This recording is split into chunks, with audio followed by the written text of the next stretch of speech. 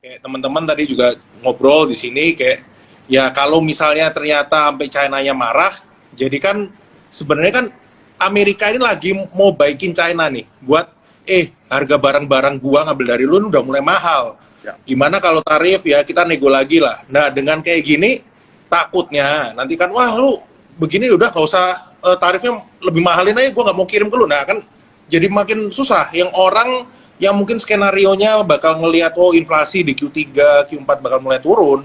Kalau tensinya naik, jangan-jangan nggak bakal turun nih malah inflasi ya kan? Itu sih yang orang-orang khawatir. Dan sebenarnya tensinya Taiwan sama China ini benar-benar ini ya, Bill, kalau dilihat itu benar-benar hot ya. Kalau kita ngomong Indonesia sama Malaysia gitu kita ngomong hot ya, China itu even lebih sensitif sih sama Taiwan. Jadi mungkin ya kita mau lihat sih apa sih mereka hasilnya dari kesana ya, Bill. Ya, teman-teman mungkin kalau yang belum update kenapa mungkin marketnya agak sedikit meriang sedikit ya hari ini ya benar karena Nancy Pelosi itu kayak DPR-nya Amerika bakal main ke Taiwan. Nah ini sebenarnya udah diperingatin sama China nih. US itu jangan sampai involve nih di soal urusan Taiwan gitu kan karena ini tuh bisa dibilang China tuh masih kan bisa dibilang mengklaim kan Taiwan itu kan punyanya China kan, sedangkan ya US ini ditakutin dengan kesana US mau ngapain, mau support independence-nya Taiwan atau gimana gitu kan, tapi ya memang kalau kita dengar statementnya kemarin malam dari Kirby sih bilang gitu ya US doesn't support Taiwan, tapi baik lagi tetap aja gitu ya, semua itu kan retorika aja ya, pada intinya ya let's hope itu cuma noise aja, ini nanti sampai Pelosi hopefully sampai tenang-tenang aja market and then kita bisa move on lah ya ke next sentimen karena sentimen yang perlu kita tunggu juga bulan ini itu ada Jackson Hole nih gitu kan, kita tahu Jackson Hole itu adalah event tahunan nih dari bisa dibilang semua central bank sama tokoh-tokoh ekonomi penting gitu kan. Nah di Jackson Hole tahun ini itulah kenapa sepertinya orang-orang akan mulai spekulasi nih apakah The Fed akan mengirimkan sinyal mereka akan pivot nih alias akan back down dari yang mereka sekarang lagi naik suku bunga menjadi akan lebih hati-hati gitu. Karena kalau teman-teman lihat ini yield 2 tahun, 10 tahun ya kan itu semua udah pada turun loh. Yield yang 10 tahun sekarang tinggal 2,5% ya teman-teman ya. Udah turun.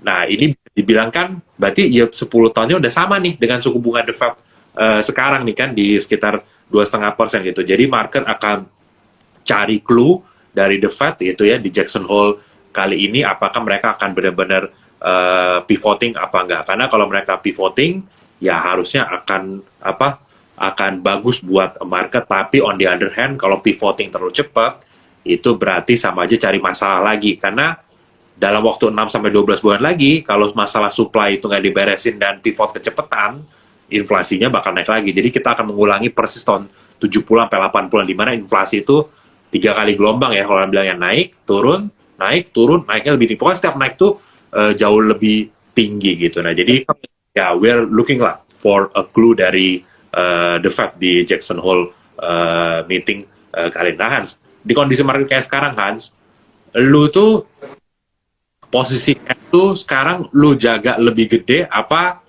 lu udah mulai berani lu lihat market sekarang ya sebenarnya technically sih oke semua nih sebenarnya ya kalau gua lihat udah pada mulai improving semua nih.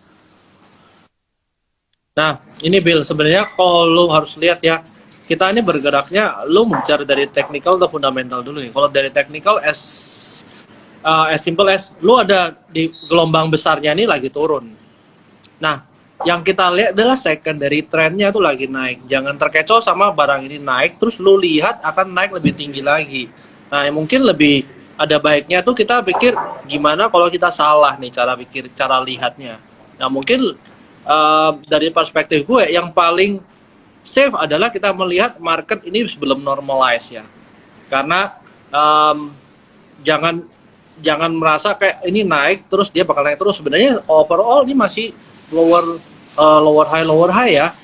Kalau primary trendnya memang secara secondary-nya memang dia naik ya, tapi kalau lihat yang naik ini kan bukan barang-barang yang big caps LQ45 dan segala macam ya, barangnya benar-benar barang-barang kecil ya, atau kata-katanya bahasa barang-barang tuyul ya gitu. Nah, makanya ini sebenarnya kita harus warning dulu nih, kalau seumpamanya barang-barang seperti ini naik dan barang-barangnya seharusnya naik tapi nggak naik, ini pertanyaan besar nih. Makanya jangan terlalu agresif. Dan seberapa banyak cashnya sebenarnya tergantung daripada lu punya strategi ya. Even lu mau taruh 20% atau 30% cash, yang paling penting menurut gue kalau di market yang uncertainty gini, paling safe adalah kita ngambil spread lebih pendek sih, atau sebenarnya kita masuk dan keluar cepat ya.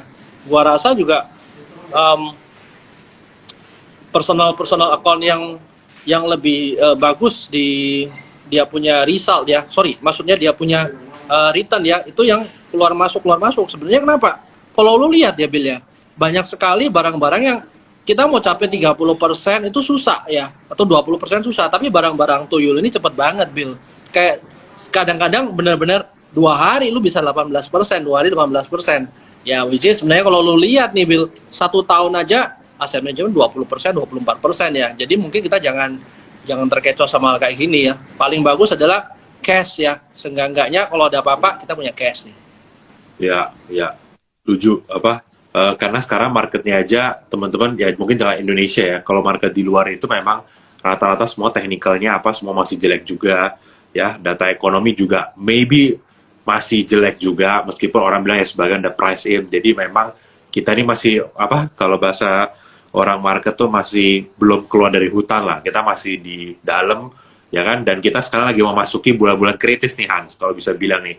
Agustus, September historically biasanya bagus, tapi tahun ini susah yang mau pakai historical, semuanya kebalikan. April, Mei harusnya itu bagus, kita lihat April, Mei juga marketnya jelek gitu kan, instead of malah bagus malah jadi jelek gitu kan. Nah, jadi memang tahun ini itu semua teori seasonality dibuang dulu teman-teman, karena semuanya lagi uncertain lah ya, bisa dibilang dengan segala macam kombinasi kayak sekarang sentimennya. Nah, oke. Nah, tapi kalau yang Hans bilang itu juga benar ya teman-teman ya. Sekarang itu yang main itu biasa tuh barang-barang yang pokoknya barang-barang yang ajaib lah ya Hans ya, bisa dibilang ya gitu ya.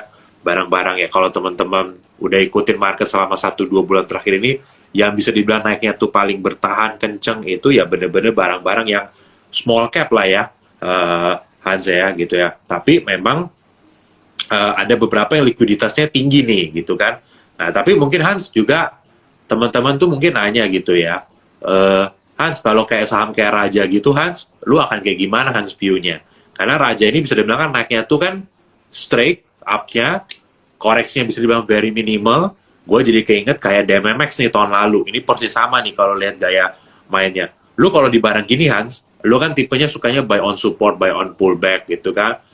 Barang kayak gini tuh kagak ngasih lu napas bro, bisa dibilang. Yang namanya istirahat 2-3 minggu tuh dia nggak pernah. Istilahnya paling seminggu dia lanjut jalan lagi kayak gitu kan. Persis makanya gue bilang kayak DMMX tahun lalu gitu kan. Di barang kayak gini lu akan strategi gimana Hans? Karena gini, nggak masuk karena takut sayang, karena waktu itu kita masih ingat DMMX-nya dari 400 ya sampai 3000, bahkan kalau nggak salah dia gocap tuh low-nya jadi 3000-an. Jadi nggak masuk sayang, masuk tapi takut dipucuk juga gitu kan. Nah, kalau lu kayak begituan barang kayak gini lu akan kayak gimana Hans? Nah, sebenarnya harus kita lihat waktu barang naik itu kan karena kalau prinsip ekonominya demand pasti lebih besar daripada supply. Nah, yang harus kita aware, kita mau beli ini dari siapa? Kita beli itu dari penjual. Nah, siapa penjual kamu? Satu, bisa orang yang nyangkut di atas. Yang kedua, itu adalah orang yang jual beli dari bawah ya. Nah, kalau sudah seperti ini atau udah ketinggian, secara psikologis lah kalian masih merasa lebih gampang barang dari bawah ke atas itu dari atas untuk atas lebih tinggi. Nah, kalau semuanya udah jawabannya secara psikologi nyaman nggak kita masuk di barang yang udah tinggi? Kalau enggak ya mungkin ya udah. Nah, terus ada lagi nih, kenapa kok barang ini bisa naik? Ya mungkin karena di pasar nggak banyak barang ini. Yang punya ya orang-orang tertentu. Berarti kita punya size, kalau memang duitnya kita besar ya mungkin nggak bisa masuk besar juga ya, Bill ya, kalau gua rasa ya. Daripada gua cari barang yang udah naik banyak untuk naik lebih tinggi, mungkin lebih baik cari barang-barang yang satu secara fundamental benar-benar under value, or kedua ya barang-barang yang secara teknikal ya lebih menarik ya dan masih murah pullbacknya. Kenapa? Seenggak-enggaknya lu punya downside tuh bisa kelihatan kalau dari teknikal ya. Mungkin Koko ada tambahan lain nggak, Ko Bernard? Ya, kalau saya kan mungkin agak bias ya, karena saya kan hold raja juga ya. Ya, kalau saya simple, saya udah punya dapat harga dari bawah, ditarik kayak gini, ya saya tinggal sediain trailing stop gitu kan. Terus kalau mau nambah gimana? Ya lihat aja, itu setiap saham kan pasti pergerakan daily-nya, apalagi model kayak Raja ini kan ada pullback kecil kan. Ya time frame kecil aja kita lihat rejection-nya di mana. Kayak kemarin kan akhirnya ketemu 800-an, itu juga area entry gitu kan. Sempat 765, 800-an, terus sempat 900, itu sebetulnya bisa jadi area entry kalau kita lihat time frame lebih kecil. Nah, otomatis kalau kita lihat lebih kecil, resikonya apa? Ya berarti kita harus siap untuk take profit dengan time frame kecil gitu kan. Jangan kita entry-nya pakai time frame lebih kecil, tapi expected-nya pakai time frame daily gitu kan. Ya akhirnya ketika kita telat cut loss. Ya, benar. Jadi ya, konsisten aja sama time frame yang kita pakai. Dasar kita masuk time frame-nya 15 menit, ya kita follow 15 menit chart. Kayak gitu.